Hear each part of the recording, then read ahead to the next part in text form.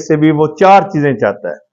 Number 1، وہ چاہتا ہے کہ اس کے پاس دولت ہو، اتنی دولت ہو اس کا گزارا ہو اتنی کسی کے پاس نہ ہو۔ دوسرا، وہ عزت چاہتا ہے کہ اس کی عزت میں اضافہ ہونا چاہیے، لوگ کہیں حاجی صاحب فلاں فلاں فلاں جیسا بھی ہے۔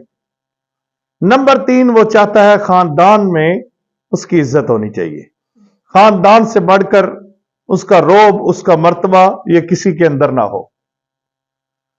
اور نمبر 4، وہ چاہتا ہے کہ بیماریاں ہمارے گھر میں نہ آئیں۔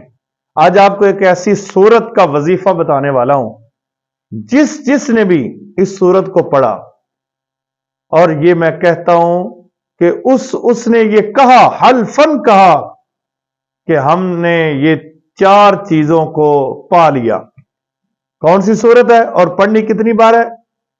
1 مرتبہ پڑھنی ہے اور 21 دن پڑھنی ہے، اور پڑھنی بھی ہے آپ نے وہاں بیٹھ کر جہاں آپ کے اوپر چھت نہ ہو، یعنی کہ باہر بیٹھ کر پڑھنی ہے، اور پڑھنی ظہر کی نماز کے بعد۔ نوافل ادا کریں، دعا مانگنے کے بعد یہ صورت کو صرف 1 بار پڑھیں، اور آپ کے اور آسمان کے درمیان چھت نہ ہو۔ تو پڑھنا کیا ہے؟ صورت کون سی ہے؟ صورت ہے الم نشرح لک صدرک ووضعنا عنک وزرک الذی انقض ظہرک۔